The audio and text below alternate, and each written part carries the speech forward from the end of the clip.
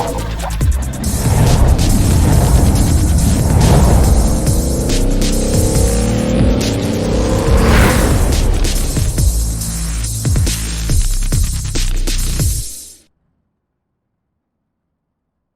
evening, ladies and gentlemen, and welcome to Lanier Speedway as we get set to go racing here tonight for some sprint car racing with the 360s and the 410s. This is race number 8 in the respective series for the American Sim Racing Association. I'm Seth Cole alongside of Anthony McCreary. And Anthony, obviously here tonight we've got two different stories going on. We're going to be starting this off here with the 360 limited sprints, moving on to the 410s later on tonight. The 360s is really where that championship battle is at, though. So these drivers here in this perspective series, a lot of them still really trying to eye that championship with only 3 races remaining. Yeah, it's going to be a really close battle throughout the rest of these 3 races. The drivers who are in the lead in the point standings they're separated only by a few points. So there's going to be a long way to go for these drivers. But tonight they got to deal with Lanier, which is one of these tracks that it's fast, it's got walls, so there's no really threat of going off the track that we saw, I believe it was 2 weeks ago or last week when we went to the track that we went to without any walls. So it's going to be one of those races where you feel a bit more confident, maybe think you can swing it in some more. So we're going to see some really close racing tonight. Getting ready for our first heat race, which is going to have Brian Ordo starting alongside of Terry Bauman, Grant Wesley, Cody Olson, Martin Karch, and Ronald Piles in this heat. Looks like all drivers that made it to tonight's race will race in the main event. This again is just all about starting track position.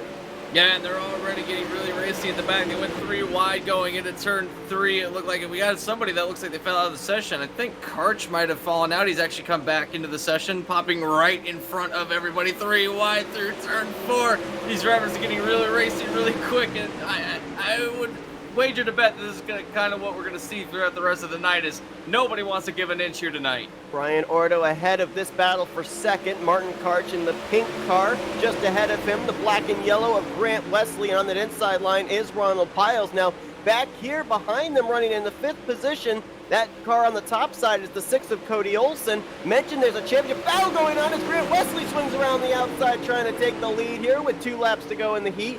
Olson comes into this race only 2 points ahead of Clifford Driscoll, only 10 points ahead of Martin Karch, so he needs a good starting track position spot, I would think, here tonight. Yeah, and Karch right now is in front of him, so on the racetrack would start in front, which is crucial because we've seen the track position plays a factor, but on the final lap of this race, it looks like it's going to be Grant Wesley taking heat number 1. A very good performance on the part of the 88 team, and they're going to get onto the pole of this race. Ordo is going to be second, and then most importantly, Karch, 3rd in points, going to be starting, I believe that would be starting 5th on the grid. And the car that was just behind him was Cody Olson, so at least for the heats, give the advantage to the 33. We still have to see about Driscoll, who is actually going to take part here in this upcoming heat. There's also another driver. There's still 3 races remaining, and Kyle Stoltz, he comes into this race only 21 points back. I think mathematically there is still a shot for him to be able to get back into that championship picture as well. I think, though, if you're somewhere in the range of about 20 or so points back, you're probably in a must-win situation to keep your championship hopes alive here tonight. Absolutely. And with only 3 races left in the season, it's really important to make sure that you have, if you need to get a win, that you need to get it now, because it's going to be, at the end of this race, it's going to be a little bit hard to get anything going forward. For someone like Driscoll, though, he comes in 3rd in the line of drivers who is going to be in the battle for the championship. He's going to have a good showing also. This is for the outside row of the front row, so having a good starting position for the main race, like I said earlier, it's going to be a track position thing tonight, and if he can get going and get up there, then he's got a good shot at starting outside. He starts 3rd in this group, so we'll have to see what he can do tonight. Starting behind Brian Hogan, Rip Gibson, that's your front row with Driscoll, Michael Massey, and Timothy DeSchwart in this heat. You got 2 former winners in this respective heat as well. We already mentioned Driscoll. He was a former winner this season, as well as Rick Gibson. Yeah, and, those wins matter, and that's kind of the reason why he's kind of up here, and the battle is so close for the points at the moment. Driscoll's going the opposite direction of where he needs to go right now. He's falling back to 4th, and everyone on the inside looks like is going to have an advantage. The outside line is the preferred line around this track, as it is most of the times that we come to these dirt tracks, although in the middle of a 3-wide situation is not where you want to be. Is contact! No! And Ho goes flipping on the back straightaway. Now, they don't have any cautions here in these heats. It's basically 6 laps is what you got. Whatever happens, happens. Brian Hoke, who started on point for this heat, going to be finishing last. Yeah, and that's going to be hard for him to rebound from going forward in the rest of the night, although he's going to have a pretty decent starting position just based on which heat he was in. But if he does have to start at the back of the pack as a result of a DNF, then he's going to have a lot of work to do. His passing here seems to be a bit of a premium, as no one really seems to be able to make the inside line work. So they're going to have to rely on the outside line and maybe putting your car where it won't fit in order to make a pass. But Gibson, from the beginning to the end, he's going to get it. Gibson wins Heat 2. Gibson looking for his 2nd win on the season. Comes into this race 5th in the point standings, but not mathematically in the hunt to be able to get into the championship picture. And I would have to think, just based on what you said with how we've seen most of our heat winners here, and you said this is basically a high-line track, that means that Gibson's going to be starting on the outside of the front row. I almost think maybe there was more importance on winning the 2nd heat than there is on the 1st heat, where you're going to be starting on the inside line. Yeah, especially if you can get the outside line momentum to work on the starts. The inside line might have a slight advantage on a start because you can really drive it in, and since you're not going so fast, you can really put the power down just because you're able to get the angle going out of turn 2 rather than having to compensate for the additional speed going in. So having that being said, the outside line, again, if you can get the ricochet effect or the slingshot off of the high line, as we've seen a lot of these drivers do, and that's kind of what happened to Hogue. He just had a run and nowhere to go with it, and they all bundled up and ended up crashing on the back straightaway. But if you can get that to work, you might have a shot tonight. We've got a lot of drivers up here in this heat that are inside of the top 10 or just outside of the top 10 in points. John Bragman going to start on point for this one. He's 7th in the standings. Scott Monksgaard rolls off from 3rd. He's 8th in points. And Brian Beach comes in this race 11th in the stands. He's rolling off from 5th. Isaiah Dowd lines up on the outside of the front row. Dowd is currently 24th in points. And 2-time winner, we mentioned, Kyle Stoltz, almost in a must-win situation tonight to keep himself in the championship hunt, rolling off from the outside of row 2. Yeah, and he's a bit of an hornet's nest right now. He's on the outside line. He's trying to get a good run going through here. He might be able to make something happen out of this. He's got a fast car. He's going to slingshot, trying to get around Muntsgaard. Can he make the inside line work? 4 wide, 3 wide now, going down the back straightaway. And again, contact!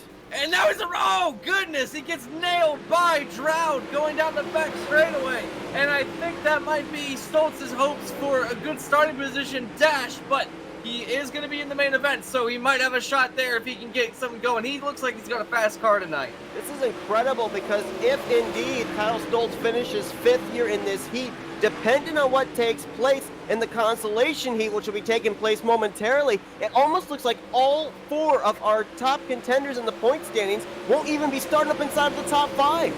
No, not at all, and this is something crazy that we see. Usually we see one of these guys do that, but tonight, not the case if this is the way it goes. But right now, a battle for 2nd place on the racetrack. Muntsgaard and Beach now battling. Beach going to the outside, trying to get the momentum off of turn 1. Looks like that the 44's been able to make the inside line kind of work for him, but no one's been able to catch Bragman, as he's going to take Heat 3 here tonight. John Bragman will be starting 3rd in the main event. Scott Monksgaard looks like he would be starting 6th. And I believe we are now getting set for what would be the main event here. There is no need for a consolation heat, as all the drivers that qualified into tonight's event are going to be making it into the main event. So these drivers now going to get to take to the track here for 2 minutes of warm-up before getting ready for the main event race. And so let's talk a little bit of strategy here, Anthony, just based on the fact of what we saw right there. Everybody fighting for the top side. Looks like it's very difficult to pass because everybody wants that high line. So if you're these guys like Olsen, Driscoll, Karch, and Stoltz, you're going to be starting mid-pack. How in the world do you make forward progress? You have to have a bit of luck. That's about the only thing that it really boils down to. Although if you can get a run, we've seen drivers get a run at one end of a turn and then carry it through down one of these straightaways. You can send it in and maybe be alongside of somebody on the outside, or maybe force them a little higher on the racetrack, force them to slow down a lot more than they'd want to. If you can get them to do that, then you can make the inside line work, but you have to put a lot of pressure on. But as we've seen throughout the first couple of heats, if you put pressure on another driver, you're putting yourself in risk by not only being so close to the guy that you have to put pressure on, but you could end up making contact, which we saw earlier with Hogue as they were going down the back straightaway. So there's kind of a catch-22. It's almost like you have to do it, but you know that if you do, it's a big risk. We're going to have to see just exactly who's going to be able to run what's kind of dubbed the Larson line right up there against the wall, because that's obviously the fastest way around the racetrack. And just to remind everybody here tonight as well, as keeping an eye on this championship battle, these drivers do have one fast repair at their disposal here this evening, but that's the only one they get. So if we see some of our top four in the point standings run into multiple issues, I would hate to say it with still 2 races remaining, but just based on how to win this championship, it's really all about consistency. The championship could be won or lost here tonight.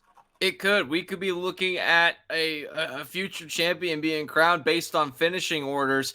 And it's crazy to think that we could have something like that happen in the Dirt Series, but it could very well happen tonight. And Seth, I want to ask you, being in a championship scenario like this, as a driver, knowing that you have to have a good finish in order to keep your championship hopes alive, going into this 30-lap main event for this 360s, what is your mindset? What are you thinking in this scenario right now? Because I know that it's got to be stressful for some of these drivers when they know that they have so much pressure on top of having to control these cars around this racetrack.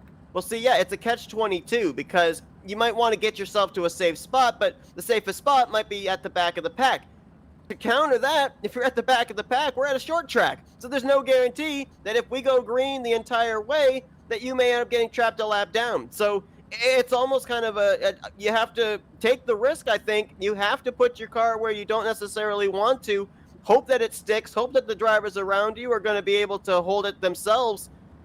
I kind of think that right now, as far as winning the championship, just based on the fact that it's sprints at dirt tracks, the championship's going to favor the bold. And I think you got to go out there and you got to take those risks. Maybe they'll pay off, maybe they won't. But if you don't take those risks, you're going to find yourself thinking at the end of the season, man, what if I had done this at this point in the time of the track? Yeah, you don't want to have those what ifs stuck in your head at the end of a season. It's a killer for sure. And tonight, it's going to be Karch with the advantage out of all these drivers that are in the points or battling for the championship, I should say, is he's going to be starting in the 7th position. On our front row, we have Grant Wesley and Rick Gibson. Those are going to be our winners from Heat 1 and 2 that will be lining up on the front row. And then you have Bragman, Ordo, DeSwart, Muntsgaard, Karch, Driscoll, Beach, and Olsen, the points leader, starting all the way back at 10th. He's got a lot of work to do if he wants to get up to the front. Absolutely does. As 30 laps of racing await us here tonight, Grant Wesley gets us underway. He was the fastest in practice. He ended up winning his heat, and he was the fastest in that 2-minute warm-up, and he's already opened up about a car and a half lead. Check out the guys on the bottom trying to make it work. They're fanning out 3-4 wide behind them. They're going to try and get this inside line working, but as you see, they get going.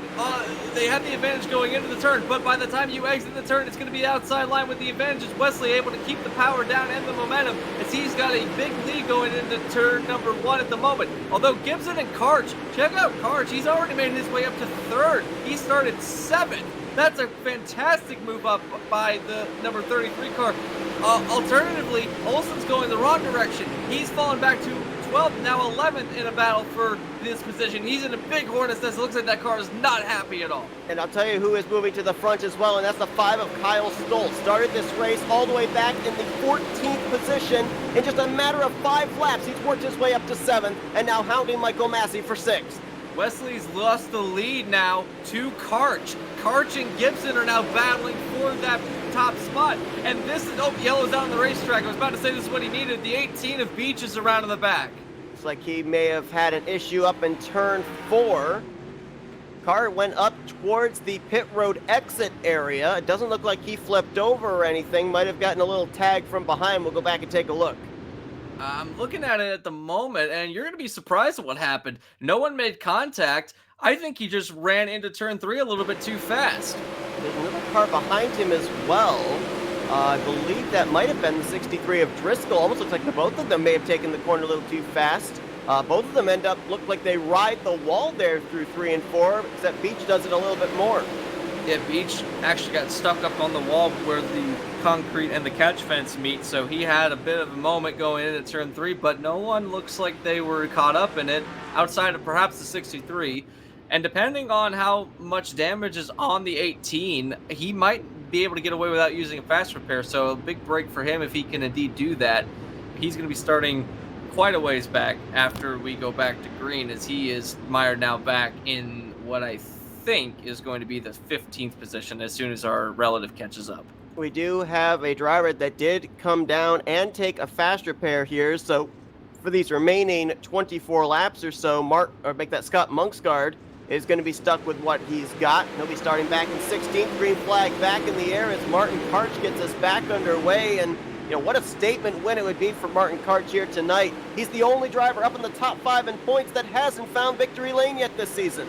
Yeah, and if he can get one tonight, that'll be important for him, because I believe you said he was still mathematically eligible for the championship. So if he can do it, then that means that he will not only keep his championship hopes alive, he might have a shot going to the next 3 races, that he might be able to claw his way back up there and make his presence felt, or at least spoil the party for someone else that's trying to run down. Driscoll! Oh, there's a stack up on the inside of 1 and 2. I don't know if a caution's going to come out. Looks like they all might have been able to get away. Driscoll still down there with Cody Olsen. That's 2 of your top 3 in the point standings right there. Olsen drives away, but he's now been trapped a lap down. No caution came out. And he's missing the front wing on that car, so that's crucial downforce that he's going to be missing on that machine. And you know as well as I do, if something like that happens, especially on this kind of a track, then it's going to be extremely hard to wheel that thing around the racetrack. But he can't come in and pit at this moment in time as there's contact on the front straightaway. And it looks like to him, and I don't know who that was, but somebody's flipping down the front straightaway. I believe that's Gibson. I think you're right. I think it is Rick Gibson, who started on the outside of the front row. Gibson was running at the time, I believe, in the 2nd position, and Cody Olsen, who had just been put a lap down, gets into him, bringing out this 2nd caution of the night.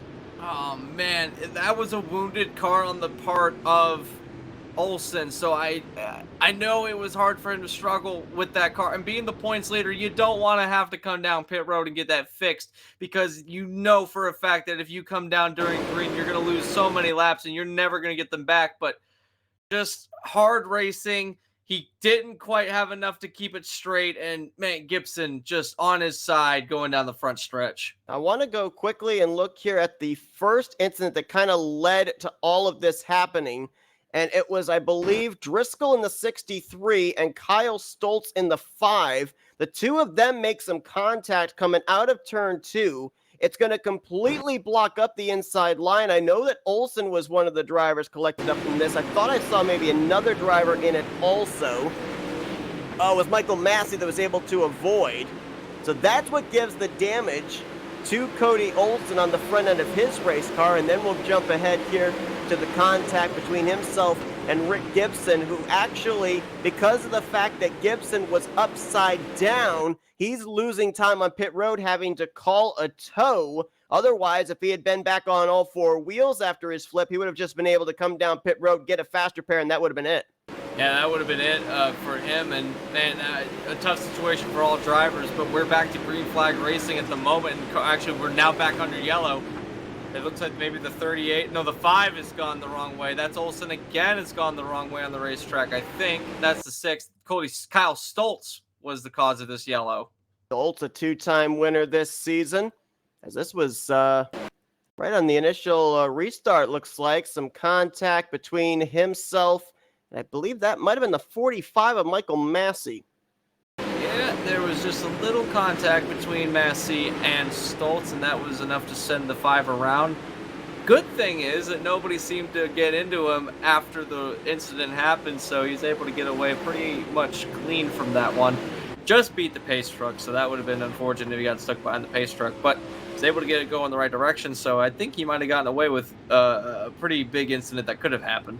Apologize for not getting back there in time to see that about lap and a half of green flag action. Doesn't take them long to be able to turn pace laps here at Lanier, and we want to make sure that we get you guys all the footage of the incidents that take place here tonight, especially in this one with there being such a close points battle.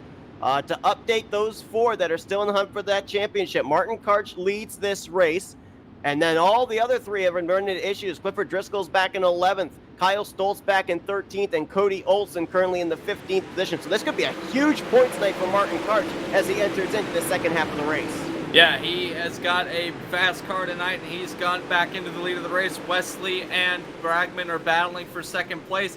Now, I said earlier in the program that the inside line was not going to be the preferred line. Oh, we got a car flipped upside down over turn 3. No caution. It was Brian Beach. He was on his side, but we're still green. Sorry to cut you off there.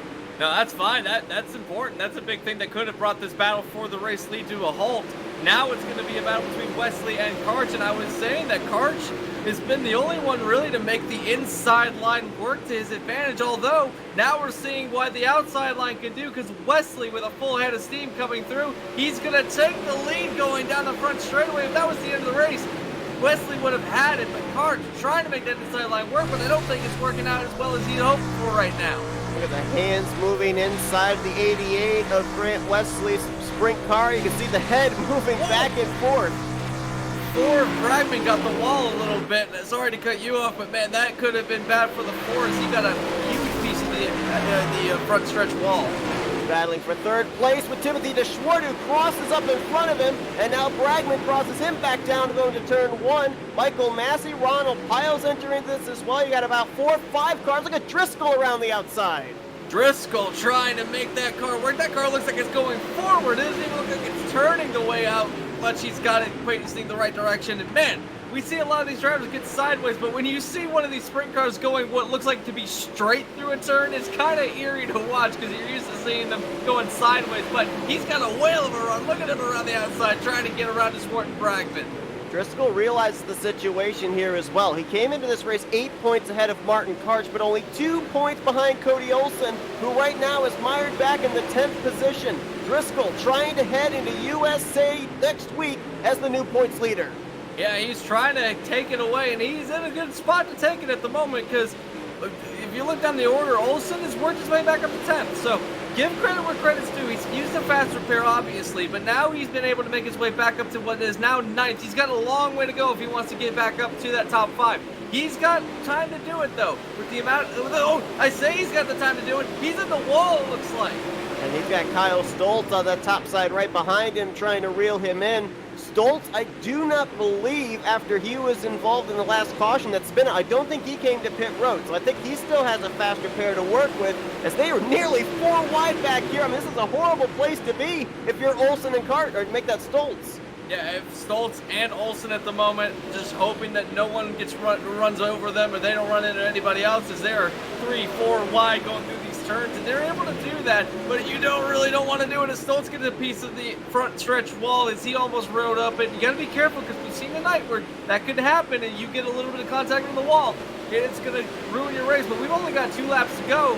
Coming to 2 laps to go, Wesley's got a pretty big lead. He's actually catching up to some slower traffic, so now he's got to deal with the slower traffic, but a 3.5 second advantage, not too shabby for the 88.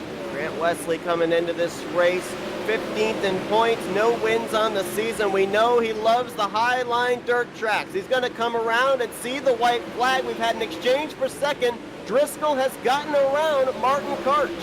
And that's important. Driscoll with this run, he might take the points lead at the end of this race. Olsen's up to 6th though. Wesley's going to come around turn number 4. He's going to win the race here tonight for the main event for the 360s. And he does it fashionably as he got a huge lead and never looked back. Driscoll's going to get 2nd. DeSwart, I think, got 3rd. Martin Karch had a problem in the final couple corners. I looked to see, I was going to follow him crossing the line in 3rd, found him in the infield off of turn 3. So that happened extremely late. Because now Olsen finished 4th officially. I'm not even really sure if there was contact that sent Martin Karch down there, or no, there was no contact. He just pulled it into pit road. Did he think the race was over? Don't know. He's He looks like he's still up to speed here. He's trying to come around for third. Did that car loop around on the inside line? I don't know. It's hard to tell if he drove it in there or if the car just spun, came out from underneath him, and turned down there. We're gonna take a look at this because I'm also scratching my head too. Something definitely went wrong on the part of that team. I don't know. I'm at a loss for words. This is incredible. I'm completely shocked. There has to be some kind of a logical explanation, but just based on what I saw off that replay, it could be one or the other in terms of what happened there. I don't know if maybe Martin Karch felt that this was his race to win, and he feels that finishing third, he's not in the championship hunt anymore. I'm really at a loss for words as well. Not certain what was going on in that situation because he was going to finish on the podium. He had a podium spot locked up. He spun on the pit road. He got on the power and the car just looped around on him. Wow. That's incredible. Final corner, final lap. I mean, that is a heartbreak. What a place to have your car snap around the way it snapped around. He made no indication to go down pit road. His wheel never turned left, so he wasn't trying to get on. He just found his way on pit road. I don't think I've ever seen that happen. I haven't either. A car that was destined to finish third place, as a result of that, is going to be finishing in 12th. Martin Karch was out in front early in this race. He was looking like he was going to close up that points battle for the championship. Incredible turn of events here. His loss is going to be the gain of Clifford Driscoll, finishing in the second position. Cody Olsen finishes in fourth. So if the calculations are right, Anthony, heading into USA next week with 2 races remaining, Driscoll and Olsen are going to find themselves in a dead heat tie. Oh man, talk about the plot thickening. That is incredible. The fact that these drivers have come this far with 3 races left in the season and we're tied for the points lead. I mean, yeah, like you said, one man's hardships is another man's gain. Olsen was destined to lose this race big time at the beginning of the race. Lost his front wing, was able to come down and get a fast repair. He carved his way all the way from 15th to 4th in the closing 10 laps. If that's not a whale of a run, then I don't know what is. But going into next week, you better tune back here for that race. This championship battle is heating up between Driscoll and Olsen. And absolutely take nothing away from Grant Wesley. A heck of a drive here tonight as he started this race from the outside of from the pole, I should say. And he's able to go coast to coast, though he had to kind of wrestle the lead back from Martin Karch around the midway point. Grant Wesley with his first win on the season, and we're going to be talking with him as well as the rest of the top 3 here in just a moment. Let's actually see if we can kick things off with third place finisher Timothy DeSchwart.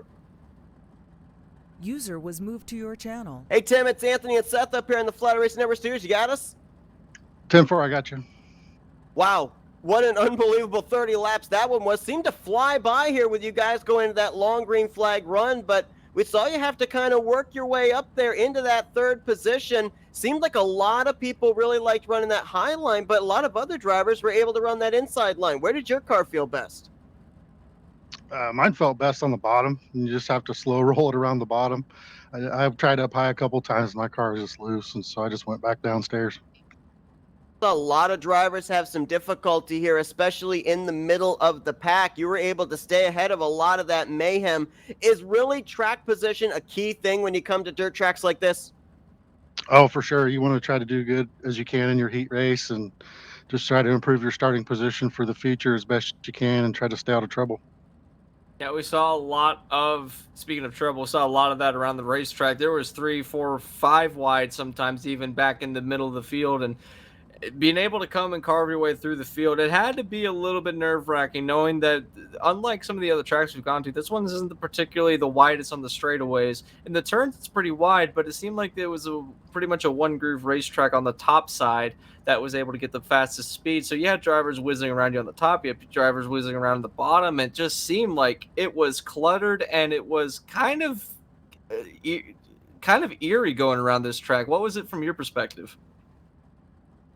Well, thankfully, I think I was in front of most of that, but it does get crazy. People will try the middle too at times, and going three wide at any track can be a risk in these cars, especially on this one. Now, Tim, we're going to be having you guys hopping into those 410s in just a brief moment here. And a lot of times when we interview drivers between the two respective races, they say that these 410s have a lot more power, a lot more speed. So does that change the way you approach the track and the line that you run now when you get into the 410s? Not necessarily my approach. I still try to do things the same way. It's just, like you say, a lot more power. I'm just trying to get that power to the ground and keep the car under you. I think is key in the 410s. The track's going to slick off just like this, so it'll be interesting. It'll be a lot of throttle control, I'm sure. Well, Tim, congratulations on a great third place run here with the 360s. We look forward to seeing what you could do here a little bit later on. We're going to turn the microphone over to you now. Let's do some shout outs. First of all, congrats to Grant and Clifford for the podium finish. Thanks to Terry Bowman, Rolling Thunder Gaming for the broadcast. And as always, Mike Massey for running a good league. We have a good, clean group of guys over here. We have a lot of fun and look forward to the next race. And thank you guys also for the broadcast. As Tim DeSchwartz, third place here in the 360s, and we look forward to seeing what he does here in the 410s. Good luck, Tim. Thank you. User was moved out of Let's your get our channel. second place finisher here, Clifford Driscoll. User was moved to your channel. Hey, Clifford, it's Anthony and Seth up here in the Flatout Racing Network studios. You got us? I do. How's it going, guys? Well, it's going great for us, and I bet it's going great for you as well. We were really focused on the points battle coming into this race. 3 drivers separated by 10 points. You were only 2 points behind Cody Olsen coming into tonight's race. You finished 2 positions ahead of him, so looks like you guys are in a dead even tie heading into USA. How important was it tonight to make sure you had that 63 finish up at least in the podium? Well, I'm grateful to. There was a point in time during the middle of the feature there, I thought we were going to be lucky to get a top 10 out of it. So to wind up on the podium was definitely, I'll take that for the night. Definitely consider that one a win. The points are going to shake out the way they're going to shake out. Just, I figure if I put it up here on the podium a couple times, everything else ought to take care of itself unless Cody goes crazy and wins a bunch here. You know, we saw in practice, we saw in the heat races, a lot of drivers really liked migrating up against that outside wall. Seemed like it was really the fastest way around the racetrack. You talked about having that early issue around the midway point of this race, having to fight your way back up to the second finishing position. Was it difficult to be able to work your way back up there using that top groove? We saw you were up there against the wall, or did the seas kind of part just right for you to be able to make passes? Well, once it started slicking off and you had to run the wall there, I felt like I got a little bit faster. Yeah, it was a little more dangerous, but everybody else trying to run through the slick, I felt like I was able to make time. And anytime they tried to make a move on somebody else, I just tried to capitalize on the momentum I had by running the top. So it wasn't too bad. I'll take what I can get there. And you did a good job of taking what you could get because, a second place finish tonight, given the circumstances coming into this race as far as the points and then the track and the car type, is Lanier has proven to be a very, very tough track for some of these drivers, having the outside line being so close to the wall. This is where the fastest line is. But, going into next week for the 360s, it's still going to be according to our calculations, it's going to be a tied battle going in for the points lead. And what's your mindset heading in? I know you said that you take them as they come, but is there any strategy other than that, or do you think that maybe next week at USA you might be able to pull out something from these 360s? I kind of hope the track slicks off like it did here. Give us an outside line. I tend to do a little bit better when things slick off. So if that happens, that ought to put me in a good spot, I think. If it stays tacky and more around the bottom middle, I might have my work cut out for me a little bit. Well, Clifford, a great run for you here tonight, a second-place performance. You had to fight your way through adversity early on in this race to get yourself up there. Congratulations on a great run, and we're now going to turn the mic over to you. Let's do some shout-outs. First off, I got to thank my other half. She watches the kids while I'm up here doing this, so I appreciate that very much. Ken Skins Custom iRacing Paints does our paints over here at 3D Racing. Full Velocity Racing Network, JP Home Inspection, Cedar Creek Beef Jerky, Westside Signs, One Shot Scrap Recycling, and Sword Speed Shop make the world go round over here. So a big shout out to those guys. Thank every one of them for making it all work out. Well, that's Clifford Driscoll. He brings home second place here in the 360s. Congratulations on a great run. We can't wait to see what you do here in just mere moments when you climb into your 410 sprint. Appreciate it, guys. Thank you. User was moved out of your And channel. let's go down to victory lane here, where Grant Wesley is celebrating at Lanier. User was moved to your channel. Hey Grant, it's Anthony and Seth up here in the Flatout Racing Network studios. You got us? Hey guys. Well, man, you had a rocket ship here tonight. Fastest in practice, you qualify on the pole winning your heat. You were fastest in the 2-minute warm-up, and you put the thing in victory lane. I mean, was there anything you were struggling with here tonight? Because it certainly didn't look like it. I did touch the wall a couple times, and that's usually really bad. It's easy to knock that rear end out, and not to mention that once you hit the wall, it just kind of sucks you in there. So, yeah, the car was super fast around the top. It usually is when it slicks off like this, and that's whenever I really shine on this track.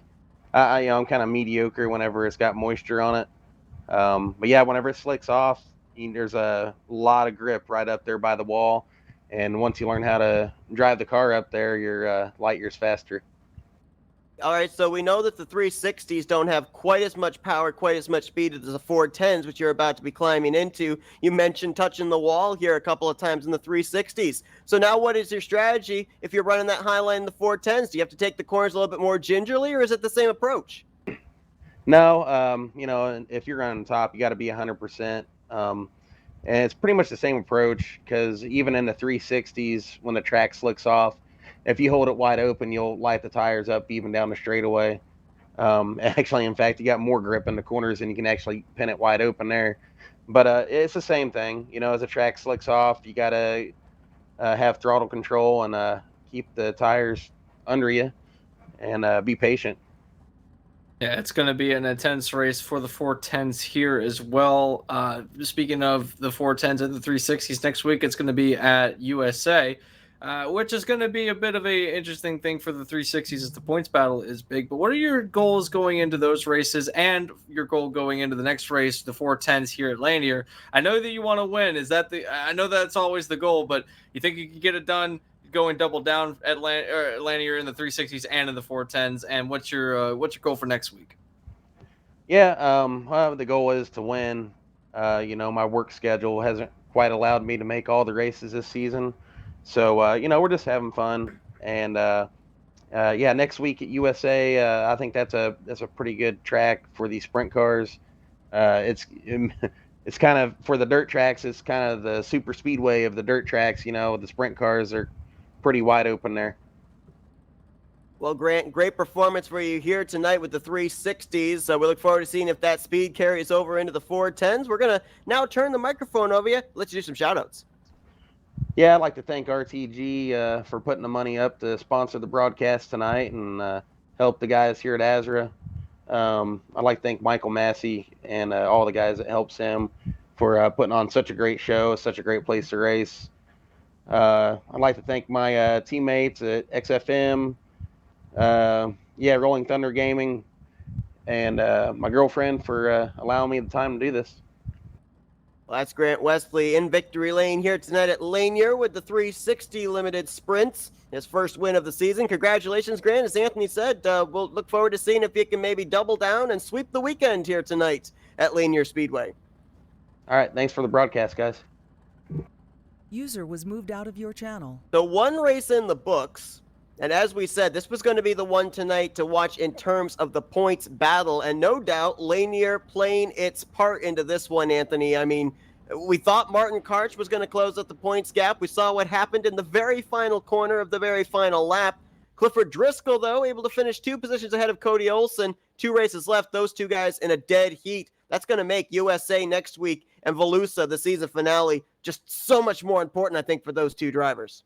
Absolutely. And we could see the championship really come to a head, especially at USA. Something like this could happen again. We saw that Olsen had some bad luck in this race, but he was able to make the best of it and ended up with a 4th place tonight. Certainly didn't look like it at the beginning of the race, but found himself in the main event going all the way up to the top 5. And Driscoll, what he needs to do is that now that he's gotten in this position, he's tied now for points with Olsen. going to the USA, they need to be able to keep the lead or at least stay a little bit ahead of Olsen. If he even finishes one position ahead of Olsen, then he's got the points lead. That 1 point could play big factors going into the final race, where it might come down to these drivers being on the same part of the racetrack at the same time, and having the 1 point advantage could be all the difference it is between a championship and finding yourself outside of the championship or even losing it to Olsen or just both of them going, and that's their mindset. Yeah, and Lanier even set the tone back in the heat races. The 4 drivers that we said, mathematically were still in the hunt for this championship, not a one of them started up inside of the top 5, and all of them found adversity. The only one that looked like wasn't going to have any problems here tonight was Martin Karch, and we saw what happened there coming to take the checkered flag. So no doubt about it, I think that Clifford Driscoll put it perfectly. You want to go in and win this race, but if circumstances aren't going to work out in favor of you being able to win the race, you take whatever you can get, because I think right now, just based on what we saw here tonight, that's basically the mentality you've got to have for these final 2 races to make sure that you eke out just what you can be barely able to get. Hope that is going to be enough to win that championship in 2 weeks. Yeah, take it as they come is something that was said tonight. And, going to these races, unlike other races, you can have a strategy, but depending on how the race goes, because the racing is so close all throughout the night, it's very possible that any strategy that you could formulate goes right out the window. So, you kind of have to be a little bit flexible when it comes to that, but go in with a plan. We'll see what happens between Olsen and Driscoll going into the next race. And I gotta say, I'm excited. I hope that it really boils down to a last race deal between these drivers, because that's going to boost all these drivers' morale. They want to watch this race. They want to take part in this race, and I kind of want to watch that race. Absolutely. So we'll wait and see here in 2 weeks' time what the point scenario is going to be. Looks like right now it's going to be a 2-dog fight between Olsen and Driscoll, but a lot can happen between now and then because USA still has a part to play next week. But these drivers have now climbed out of their 360s. They're getting ready to go out there and practice in their 410 sprint cars, getting ready for the 8th race of the season for them. And we will be covering that in mere moments. They are going to be taking to the track in about 8 minutes' time. So while they are doing that and we get set up to join that session, we'll be right back after a brief intermission. Don't go anywhere. Coverage of the ASRA continues here tonight for Sunday Night Speed.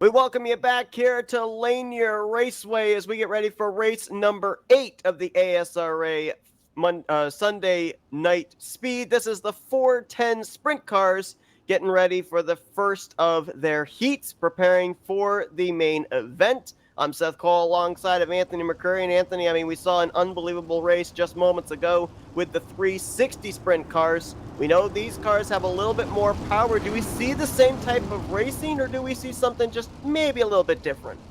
I mean, we might see a little bit of the same. I am of the opinion that we are going to see some things that are very drastically different. That being the sense that these drivers are going to have an open setup this time around rather than having a fixed setup, so they can tune the car to be what they want rather than what they have to run. So they'll be set up to more of their driving style. These cars are much more powerful. We should see some more slipping and sliding. We're going to find out because these 6 are about ready to start heat 3, or heat number 1, I should say. And we're green in heat 1. It looks like it's going to be Bauman on the outside of Kuhn trying to get the run for the lead. Dakota Kuhn trying to see if he can power down on the outside line going into turns 3 and 4. He will take the top position. Oh, wow. Was that Piles in the back there getting into the wall? It's Bragman and Piles. And I got a car upside down there. Bragman on his side, having to teleport that thing back to pit road, so he'll be starting towards the rear of the field in the main event as Kuhn pulling away. Battle right now is going to be for that second position. Brian Beach, who really suffered a poor performance in the 360 race earlier on tonight, trying to reel in Terry Bauman, and back behind them is the 6 of Cody Olson, who battled back to a 4th place finish in the 360 race. Now coming into tonight for the 410s, there's not a whole lot of battling for the championship going on there. We had a great points battle leading into the 360s. Cody Olson comes into this race nearly 80 points over Martin Karch with 3 races remaining. That's basically an insurmountable amount of points to have to make up. Yeah, it's going to be a big uphill climb for any of these drivers going forward in these last 2 races. So the championship in the 410 is almost locked up as the 40 spins right in front of Olson. And Olson gets into the wall in the entrance of turn number 1, and he's gone flipping around. Well, if you've taken the checkered flag, you might do the same. Yeah, that's incredible.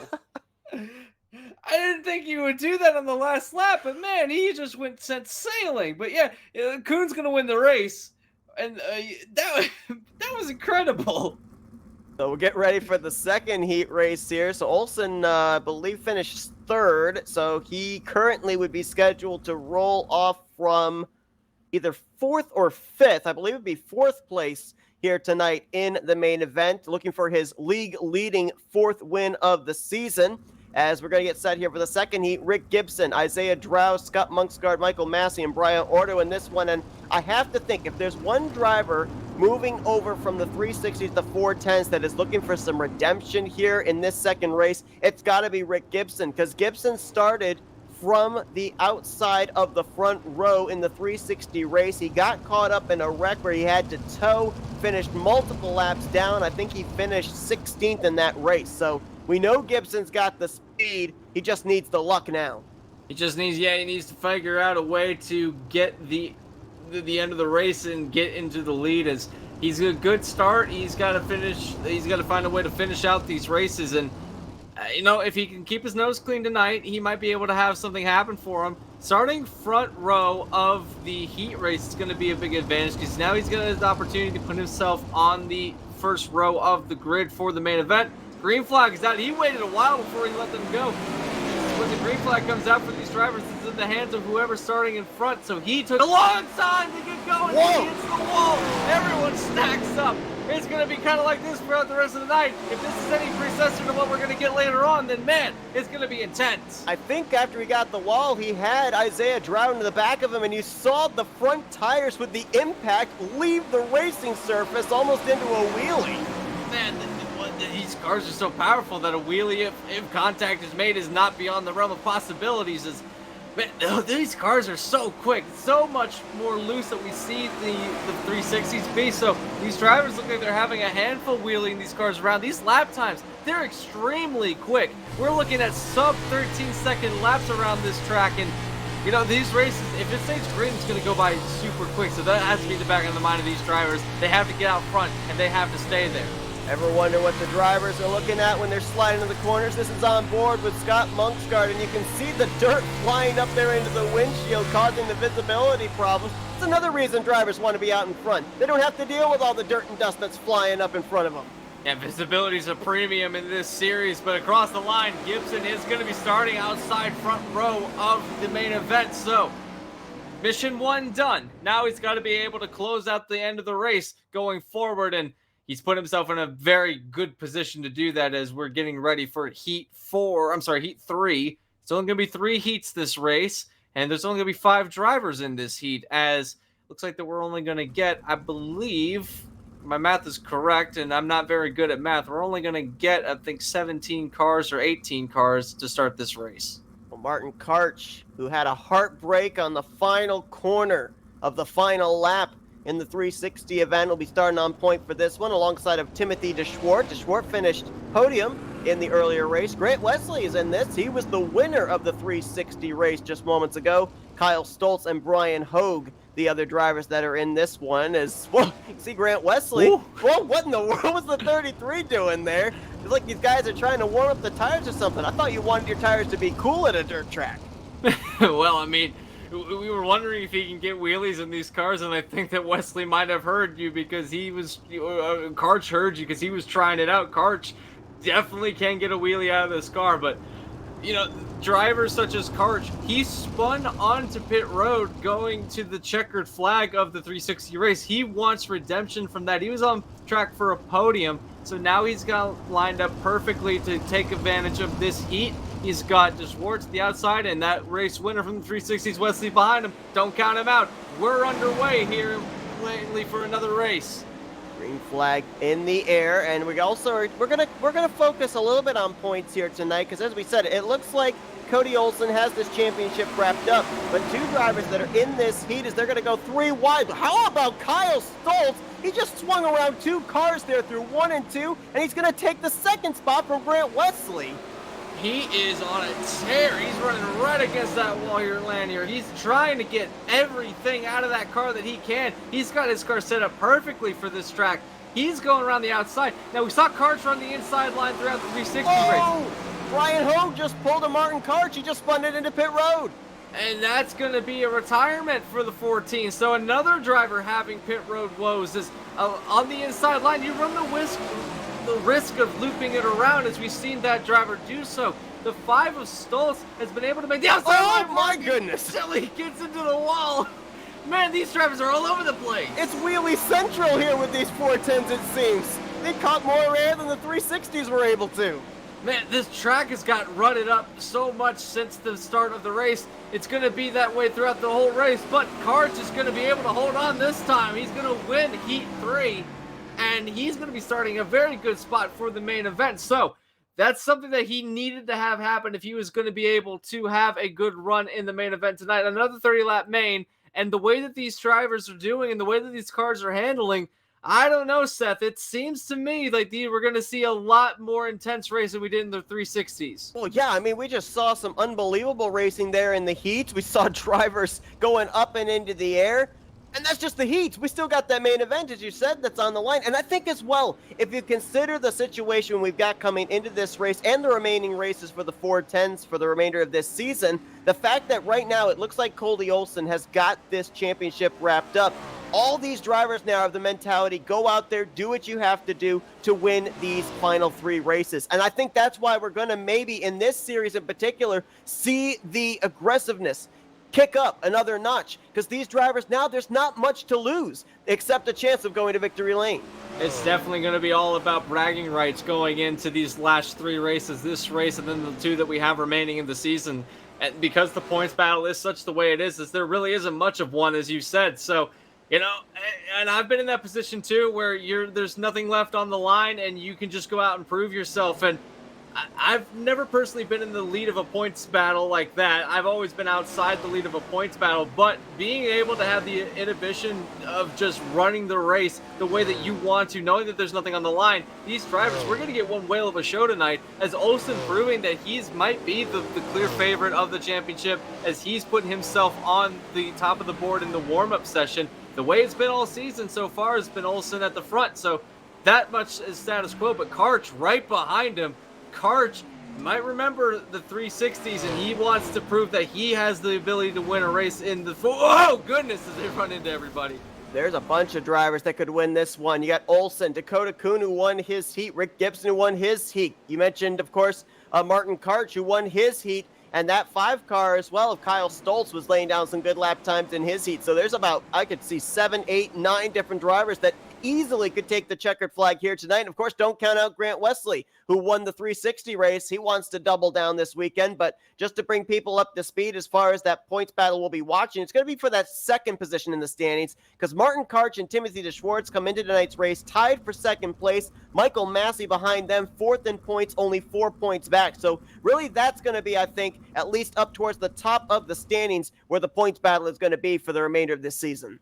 Yeah, for that second place is definitely going to be that. And don't discredit the second place finishing in overall points, because that's a big accomplishment in and of itself. Is the fact that you were up there battling for anywhere in the top 3 in points is something special. But Seth, I want to ask you, as we're about ready to put these cars under pacing for our main event tonight at Lanier, we've seen drivers in warm-up in the heats for the last 2 series going forward into this main event.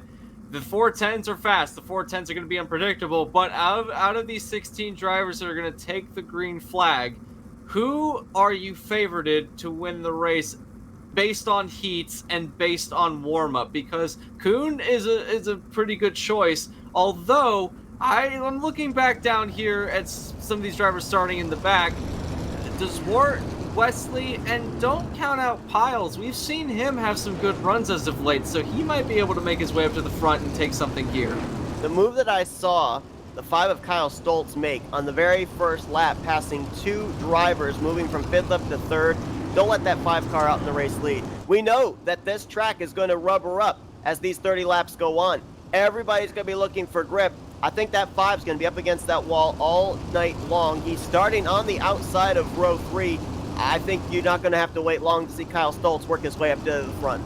Yeah, if Stoltz gets up there, he's got a rocket, as you said, that he could be able to do something with it. But our starting lineup for tonight's main event, the top 5 at least, is going to be Dakota Kuhn. That's going to be Rick Gibson, Martin Karch, Brian Beach, and Isaiah Dowd. Their top 5. We're green flag in the main event. 30 laps here to get us underway, and it looks like they're already getting racing at the front. 3 and 4 wide in the back, and now the lead of the race is in jeopardy from Kuhn. Is it now Karch, the inside line, making it work this time as he is in the 410s.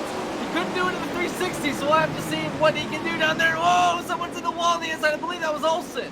Yeah, Olsen and Stoltz actually were making contact with each other coming off turn 4. Stoltz was almost squeezed up into the wall. Grant Wesley in this mix as well, trying to go around the outside of the 6. As everybody looking for space, Isaiah Dowd got a little loose there to the center of 1 and 2, almost got run to the back of by Olsen, who's trying to get around him. Contact again out of 4. It looks like there's nowhere for Olsen to take the momentum as he's going on the inside, because he's got the 96 right in front of him, not willing to get out of the way. So at this point in time, I would think that Olsen might want to try to move his car up to the middle line. As you see right in front of him, Stoltz has been able to make the run happen, is able to get around. 3 wide racing still. That outside line is actually, looks like might be the preferred line, as someone behind gets a little bit into the dirt. It was the 88 of Wesley, and they got a piece of the wall. But so far, we're still green. And you noticed here, I was watching that battle for the race lead between Kuhn and Karch. Kuhn was making up some good ground, holding even with Martin Karch, but he got the wall off of turn 2. So you've got to really run that razor's edge, not hit that outside wall and lose your momentum, which is what happened to the 95. Battle for 3rd. Gibson on the outside, Dowd on the inside. They made contact going into 3. Yeah, and we're seeing 2 very different lines being run by these drivers. Looks like it's going to be Dowd on the inside and Gibson on the outside. And here comes Stoltz. You were talking about the 5. He's been able to really put his car wherever he wants to as the cars in front are battling side by side, ping-balling off each other. The outside line has the run, but the inside line's got the immediate advantage. It's kind of like watching cars at Auto Club, where they run the outside and diamond it into the corner, so you get one car with an advantage on the inside, and then all of a sudden it comes up as Olsen and Dowd in the wall in the back. Gibson, I believe, has gotten into the wall as well. He's going to get punched from behind by Massey, who then gets a shove from Driscoll. They all keep it together. Somehow, with the beating and banging, we've run 10 laps, still green. Oh, Gibson gets up into Ordo. Ordo gets up into, I believe that was Beach. Somehow they all keep it straight. What a save on the part of Gibson. He was working that car all the way down the backstretch. His wheels were spinning. Oh, there's a car around. I think that's Beach. That's around on the backstretch. And the yellow flag is out for the first time. And I think Beach is teleported to pit road. Yeah, leaders were just coming out of turn 2, so Beach with the smart move to teleport the car to pit lane. Dakota Kuhn barely was edged ahead of Martin Karch when that yellow flag came out, so he'll be the one leading us back to green. And the good news, I think, here for Brian Beach is with teleporting where he did, I don't think his toe is going to take very long, so he might be able to get back out here and still be in the hunt for at least a decent finish on the lead lap, as we'll take a look at his issue off of turn 2. It was a wild issue that he had. It was something crazy that happened. It looks like there was a lot of drivers just kind of trying to find their space on the racetrack, not really able to get a whole lot going, as they were 3, almost 4 wide at some points in that track. And I think he just ran too high on the racetrack and looped it around on the outside, and then he got run into by the 66. Yeah, I think that was I'm sorry, Ronald 68. Yeah, Ronald Pios in 68 getting into him there. Looks like Rig Gibson actually decided to come to down pit road, get that faster pair after we saw him clobber the wall off of turn 4, so he'll have to work his way back up from the 15th position. Brian Beach is actually still sitting on pit road as we speak, and we are getting ready to go back green flag racing here. Lap 13 about to be put on the board. Yeah, these, like you said earlier in the 360s, these caution laps go by very quickly. Look at Olsen! Wait, where did he come from? Holy cow, I just looked on the relative. Where in the world did Olsen come from? He's running second place, going for the lead of the race. But Kuhn on the outside looks like he's trying to make that outside line work, but we should call Olsen the closer because he was middle of the pack the last time by. Cody Olsen shot up the middle, trying to take the lead into turn 1. Now has to settle. Oh no! 33 spun on the inside line! I don't know if that inside line is blocked or not. Oh, it is. Karch is stopped in the middle of the racetrack. Everyone's been able to avoid him, though. Yellow flag back in the air. But I think everyone got away with that okay, as he does a wheelie on the way up. Just shows you how much power these cars have. But I think Karch just got away with it, though. It was hard to tell because it was down on the lower right of my screen. I don't know if he tagged the wall a little bit or if he just got too low. I'm looking at it now. He did tag the wall on the inside line. He ran too low. I think he shoved, or thought he scrubbed off too much speed and made contact with the inside wall. A couple of drivers did get a piece of that. The 69 of Timothy DeSchwartz and the 96 of Isaiah Dowd. Talk about giving someone a good hands of the race award. The 5 of Kyle Stoltz nearly T-boned the 33 out of turn 2. Yeah, there's not a whole lot of time to react when something like this happens, and that was kind of a bit of, I mean, there's nowhere for Stoltz to go. He has the 33, or he has the inside wall, so good job threading the needle on the part of the 5 machine, and it just shows you how quickly something like this can happen, and just really ruins a race for somebody. Midway point of the race coming up here as we'll get ready to go back green. Martin Karch came down for a faster pair. Brian Hogue also with a faster pair. So 3 drivers have utilized their faster pairs as Dakota Kuhn gets us back underway. Immediately jumps back up to the top to block the advance of Cody Olsen. Olsen has got a really fast car. They're actually kind of turning right to go straight down the back straightaway as they were trying to hold it together. Oh, Olsen to the wall. So too was the 5 of Stoltz. Now, you were talking about Stoltz earlier in the race. He's now in 3rd place. That is a wicked fast number 5 machine. I would be surprised if we don't see him go for the lead at some point in the next couple of laps. He's following right behind Olsen and Kuhn, but don't count out Kuhn. He's had the fastest car all night long and proving that he is going to be a force to be reckoned with. Is back there. They're still battling side by side. I mean, look at this 4-car train you've got right here now. Kuhn, Olsen, Stoltz, and Wesley. I mean, these are 4 very fast machines. And Kyle Stoltz right now realizing, oh, but Olsen gets into the back of Kuhn going into 3. I think right now Stoltz is realizing you got to go where they ain't. He's trying to find some grip down there on that inside line to be able to make a pass up here in the top 3. Yeah, he's actually making that inside line work, kind of. He's not really gaining or losing any time at the moment, so able to get the power down and keep it pinned all the way through the turns. That's going to hurt him, though, if it comes down to a last lap pass, because he's not really able to pull alongside anybody, and he loses a lot of momentum going down. Look at the way they're snaking down We got the a back. spinner here. Brian Ordo is spun. I'm not sure where on the track he's going around. Oh, right for the leaders. The yellow is out. Oh, and the 5 had to blow up to miss him. Oh, He still boy. might hit him. Ordo is able to gather it back up there against the inside wall in the back straightaway. Caution's going to fly for the 3rd time tonight and sets us up for what's going to be an 8-lap shootout. Yeah, this 8 laps is going to be going by very quickly, as we've only been racing about for 10 minutes now, and we're already almost done. These drivers are wicked fast here tonight. It's a very short lap, and as we're looking at the 71, I think he just looped it. Yeah, he did. I thought maybe there might have been some contact between himself and the 33 of Martin Karch, but you're right, just flat out loops it around. Boy, luckily able to get the car refired just when the leaders get to him. Yeah, right in front of our leaders, stuck on the inside, which is not where you want to be when the leaders are coming up, especially when Stoltz was running the inside line the entire night. So definitely not one of the places that you'd have any luck getting out of an incident. But Seth, we're getting down to crunch time. We're about ready to go back to green now. Since they've had 2 yellow flag periods, the remainder of these restarts are going to be single file. So who do you think that favors? Do you think that's going to favor somebody like the 5 of Stoltz? Do you think he's going to try to dive down to the inside quicker? Or do you think these drivers that run the outside line have the advantage here? Well, the question is now, with these 22 laps, the question is, where's the grip? Is it on the outside? Is it on the inside? We saw the 5 trying to make progress on the inside. Most everybody else been on the outside. Look at Olsen. He's trying to find grip in the middle portion of the track, looking for the lead. He's trying. Look at that. Wesley's coming up through the field. He's trying to get to the lead of this race around the outside line. We're seeing 3 different lines now. Kuhn's running the outside, Olsen running the middle, and Stoltz on the very bottom. Wesley's in the wall on the outside. He didn't lose that much momentum, though. He's still got it going down the back straightaway. Well, we were on board with Wesley just when that caution came out, and he's got a sticker on the front of his car. Caution actually is out again. I believe it's Michael Massey that's gone around over in turn 4. But Grant Wesley has a sticker on the front of his race car just leading into his windshield. I think it's a sponsor, but it says send it. That could be a message for him as well.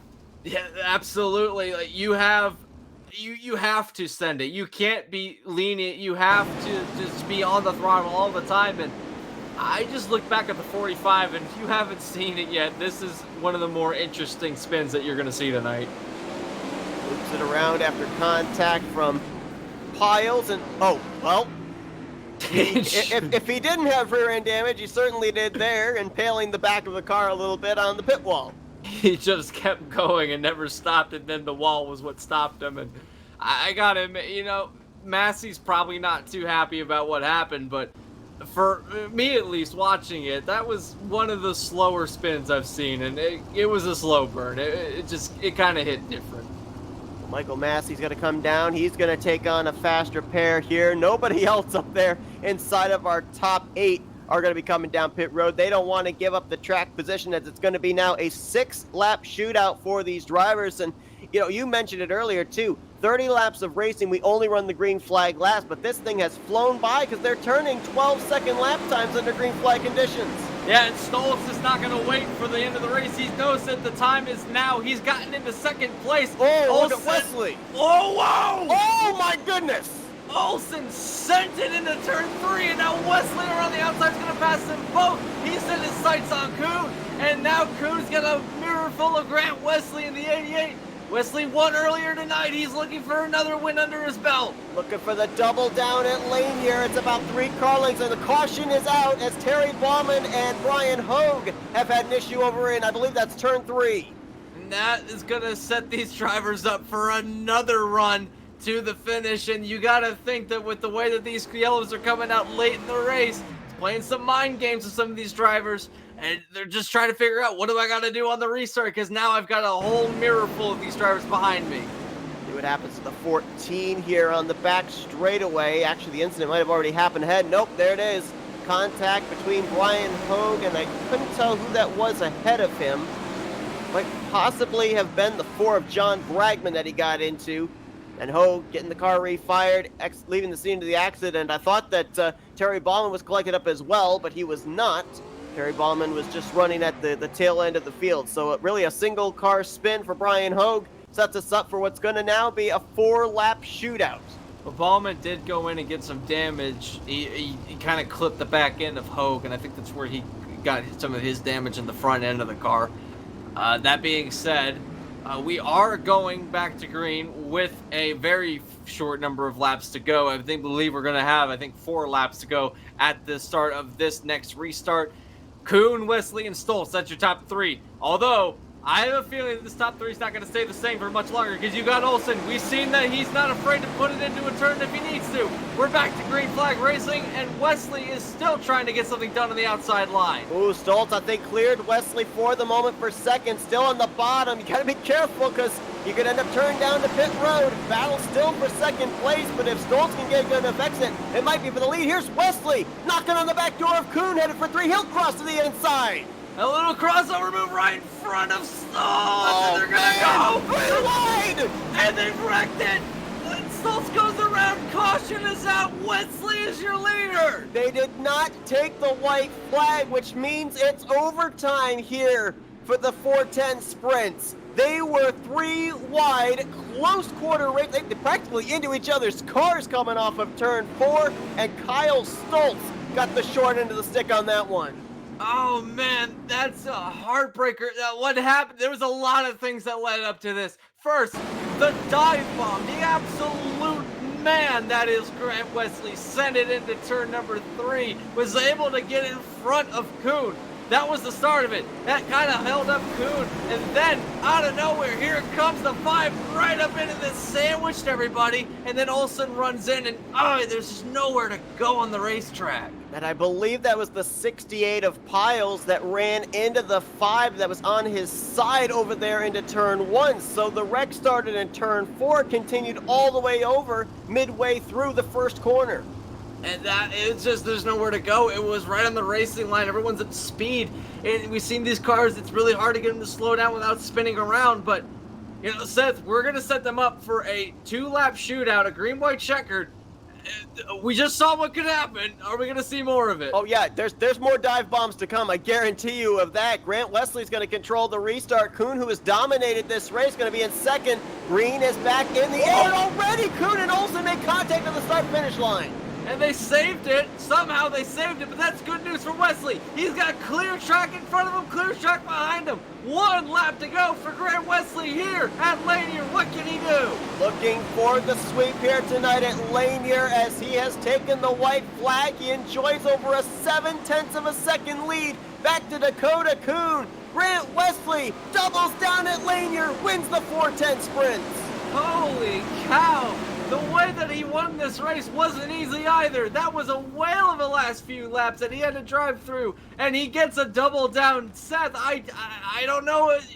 Down in the 88 camp, you got to think that they're really happy with the outcome of this race, but they had to work for this one. I've got to wonder, too, how much damage did Grant Wesley and Dakota Kuhn have? Because remember, they were in the middle of that 3-wide sandwich, bringing out the last caution. So that car couldn't have been completely up to speed, I wouldn't think.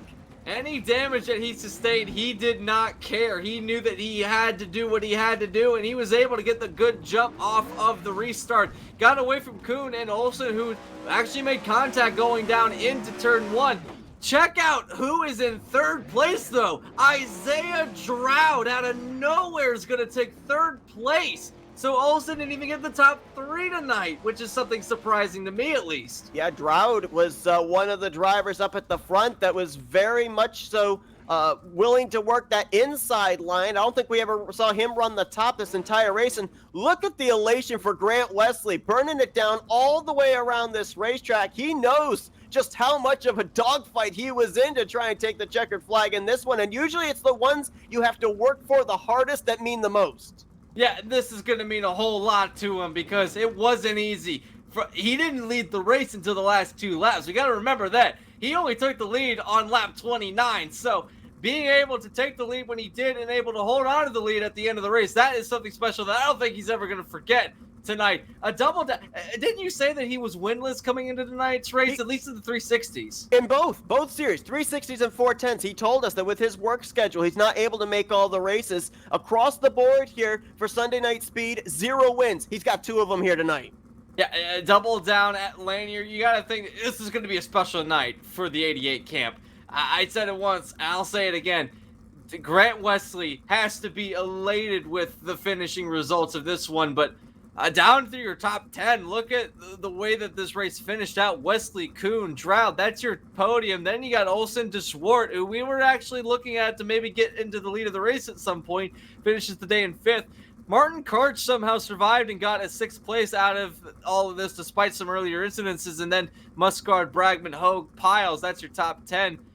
Stoltz finds himself in 15th on the day, and I don't think that's a result he was particularly happy about. No, I don't think so. Rick Gibson, the struggles of Lanier continue for him. Great qualifying efforts here tonight, but was not able to follow it up with the finishes that I think he wanted here tonight at Lanier in both the 360s and the 410s. But some drivers brokenhearted, some drivers elated here tonight, and one of them you talked about, Isaiah Droud. This, I believe, is going to be his best finish of the season. Another driver that's run a very limited schedule this season, and we're going to get a word with him right now.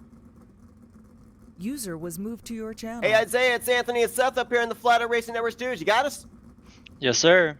Well, I'll tell you what, it seemed like the safest place on the racetrack in those closing stages was on the inside line. That seemed to be where you were religiously here tonight, and you're able to bring home a podium finish here this evening in the 410s at Lanier. Describe what the race was like from inside the cockpit. Oh, it was chaos. No, it was good. It's been a while since I've run with these guys, and the competition has gotten tough, and so just trying to get back into a rhythm and make good laps. It's tough when the guys in front of you are hard to pass.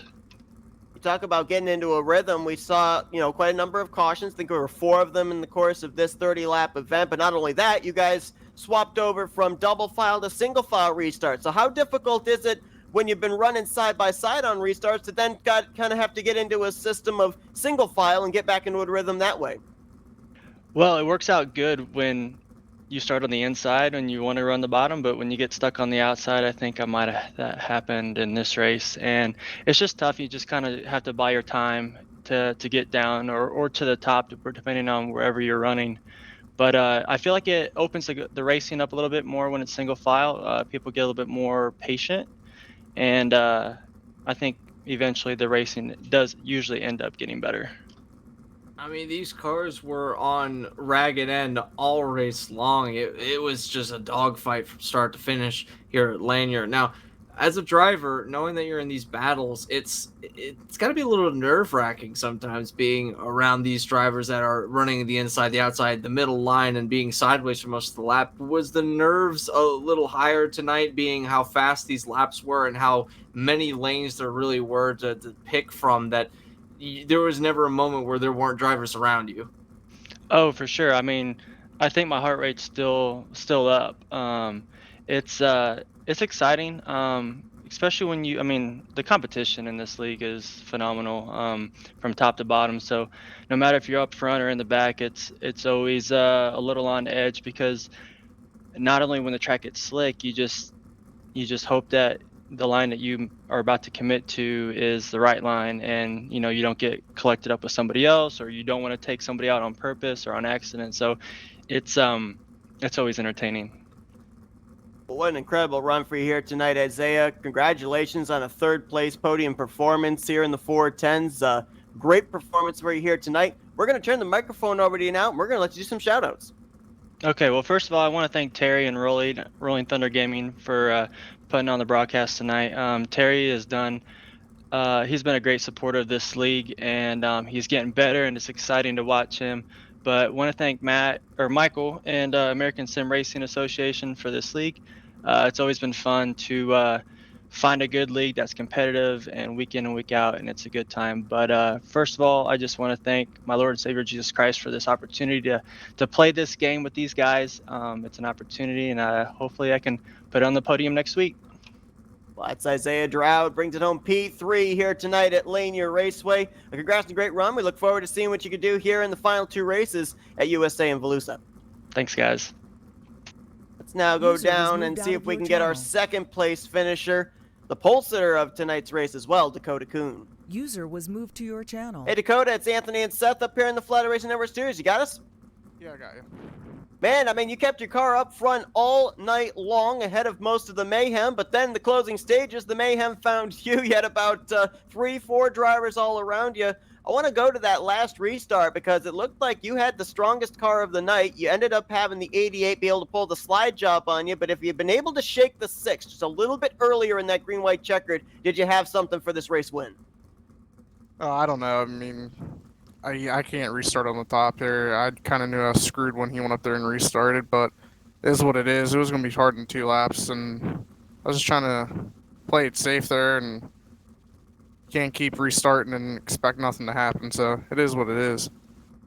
You know, we saw not only in the heats, but also during your 2-minute warm-up as well, drivers trying to run that outside line, and a lot of them actually getting up and into the outside wall. Was that an issue that you had to deal with as well? And what did you have to do to try and counter that to stop losing that momentum? I mean, yeah, you're going to hit it a couple of times, and honestly, it kind of helps sometimes if you can slow yourself down and just kind of tap it, it helps a little bit, but it's just a part of it. You kind of just got to go up there and hope it sticks. Yeah, tonight's race was an intense one across the board. It was one of the more intense races that we've seen in the season, just because there were so many lanes that you could pick from in order to get the job done. Tonight's race was kind of maybe a precursor to what we're going to see in the next 2 races going forward. What are you expecting the next 2 races to be like? And do you think that you can take something from this race into the next 2 races? I mean, honestly, I don't even know where the next 2 races are for this series. I mean, I just kind of jump on and race. So I can't honestly answer that question. But you kind of just, I mean, if anything, I learned just drive a little bit harder, maybe on a restart, and maybe you won't get slid. Well, Dakota, great run for you here tonight, bringing home 2nd place at Lanier after starting up at the front as well. I don't think your car fell outside of the top 3 all night long, maybe not even outside of the top 2. So congrats on a great run. We're now going to turn the mic over to you. Let's do some shout-outs. Yeah, I just got to thank the guys that put the series on, and you guys for in the booth. It's fun to jump on and race every once in a while, and honestly, it's kind of what I do. I just kind of see what leagues are where and go race. So thanks to the guys that put the league on. That's Dakota Kuhn, 2nd place here tonight. Congrats on a great run, and we look forward to seeing what you do here in these final 2 races of the season. Yep, thank you.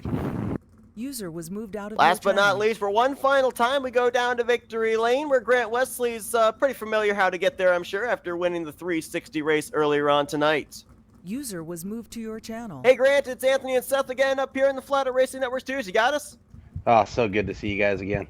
Man, we asked you about the double down here tonight at Lanier. You weren't quite so sure. You started pulling the 360 race and you went coast to coast. Tonight, though, in the 410s, you had to kind of earn it a little bit more and drive your way through the field. I mean, how adventurous was that, trying to cut your way through traffic? Oh, man. Well, it's just like I said earlier, when the track's got moisture in it, I'm not as good. And we seen that in the heat race. I ran 3rd, and I knew that was going to put me deep in the field. And at the start of the race, I wasn't as strong as I should have been or wanted to be, but I knew the track was going to slick off real quick. It usually does, and so I was just patient and tried to keep my nose clean. It's really easy to get caught up in a mess here and with the sprint cars. So yeah, just kind of took my time, and about halfway through the race, the track slicked off, and I looked at the F2. I seen Dakota was up front. Dakota's always fast, so I honestly figured he was going to get it.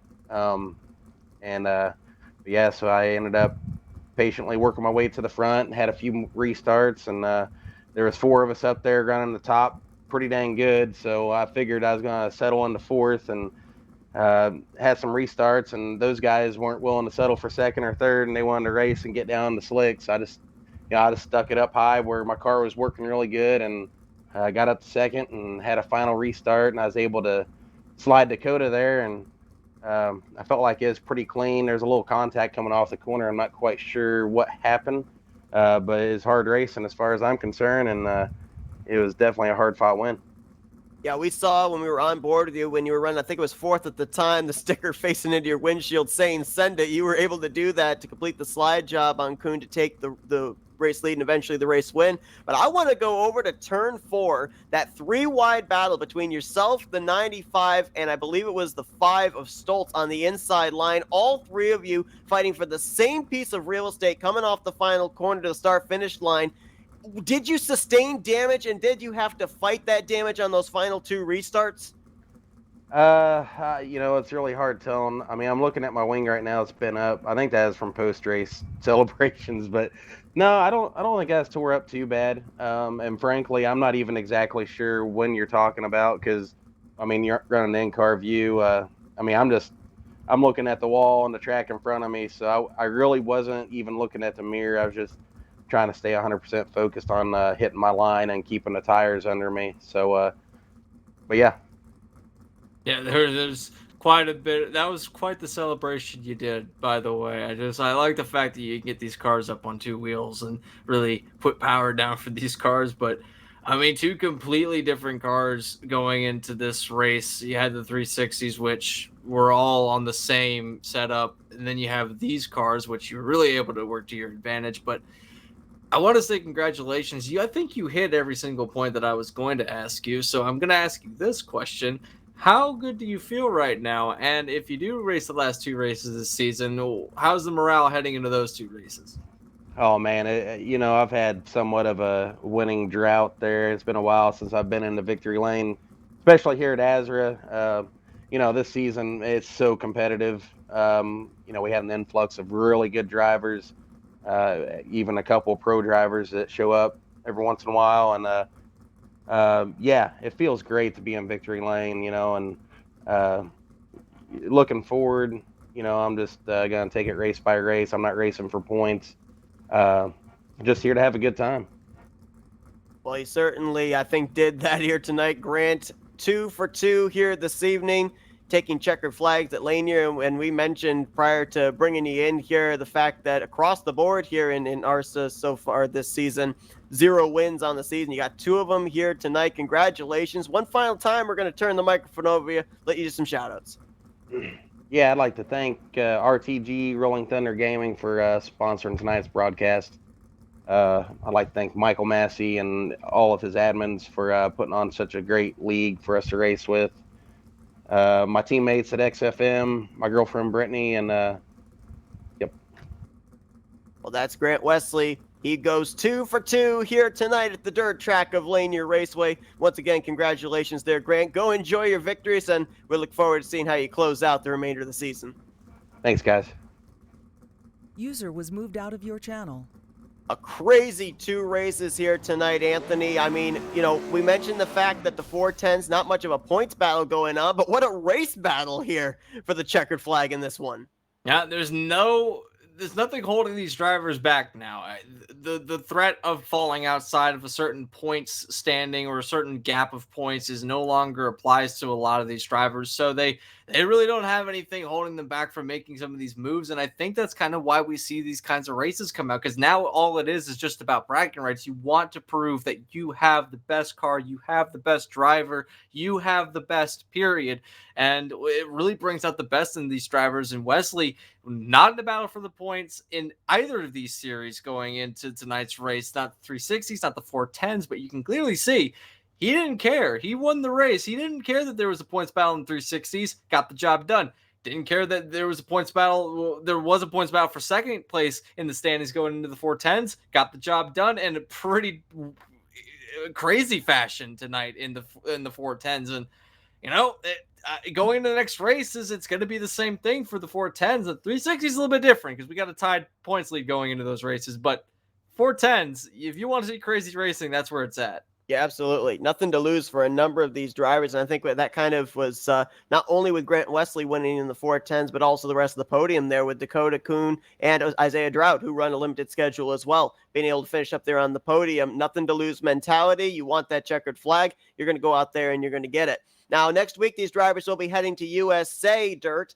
We will not be having the coverage there, but we're going to get to kind of see the fallout from USA, as we are going to be covering the season finale for both the 360s and the 410s on Sunday, November 15th, when they take to Fallujah to crown their respective champions. Now, we already know that Cody Olsen at this point has got the 410s championship wrapped up, but it's going to be really interesting, as you alluded to there, Anthony, with that tie that we have projected between Olsen and Driscoll going into USA. Just how USA is going to play a factor into that. Will they stay tied? Will Driscoll have the advantage? Will Olsen have the advantage? How close will the points be? That's going to be something to watch as we head into the season finale.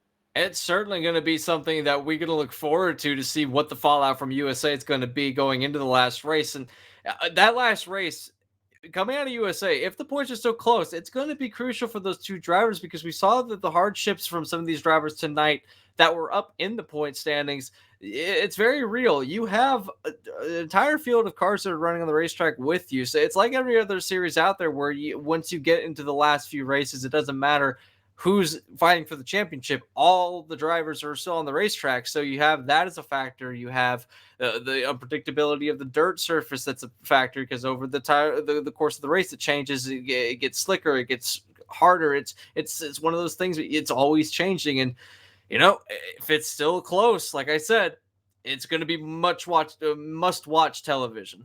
No doubt about it. Talk about much-watch television. We got a lot coming up here this week in terms of racing, and a lot of it is much watch, as we've got some championship battles that are going to be taking place in the latter half of this week. Tomorrow night, we've got the Bare Bones Racing Series for RTG. They're going to be at Rockingham. Slipstream F1, they're going to be continuing on their season over on the F1 2020 sim. Tuesday night, we kick things off with the G-Force ARCA Series. We're going to be at Charlotte there. RTG Winston Cup Series will be coming to you live from Atlanta. Wednesday night, it's Daytona for SARG Super Speedway Series. Thursday night, we got the Fuel IndyCar Series at Homestead, the RTG Talladega Challenge. They are in, I believe, their regular season finale to determine the playoff grid there. That's going to be Thursday night. Friday night, we determine ourselves a champion in the Rapid Fire Pizza National Series at ISM. And then the following night on Saturday, we discover the champion for the Veterans of Foreign War Cup Series. So a lot of champions going to be decided, a lot of playoff grids being put together here, a new series starting up. There's a lot on the plate here this week for Flatout Racing Network. Oh, yeah, and you're not going to want to miss any of it, because I know that we're going to be involved in quite a few of those races, and from experience, if you're in a hungry bit for motorsports during the wintertime, there's no better place than Flatout Racing Network to get your motorsports fill in. And I know a lot of these series are carrying over in the real world, carrying over into more of the wintertime season, as, current situation with the Backstreet Boys going on right now. So, so once that's over, come back to us. We got plenty for you. And Seth, I'm looking forward to calling some of those races with you. Absolutely. But it's been a great one here tonight, Anthony. Wild racing at Lanier for the 360s and the 410s, with Grant Wesley going 2 for 2 here tonight. And I appreciate you joining me for all 60 laps of it. It was fun. I love dirt racing. I kind of went into the first time that I did this a little bit skeptical, because I've never really done it before, but I have found a huge love for dirt racing, and watching these drivers throw it in sideways consistently for 30 laps each it's something special to watch. It's exciting when Anthony gets excited about a car wrecking itself in turn 1 after taking the checkered flag. But we hope that you guys all enjoyed the coverage we brought to you here tonight for the ASRA Sunday Night Speed here at Lanier Raceway. For Anthony McCurry, I'm Seth Cole. Enjoy the rest of your Sunday night as you've been watching another broadcast courtesy of the Flatout Racing Network.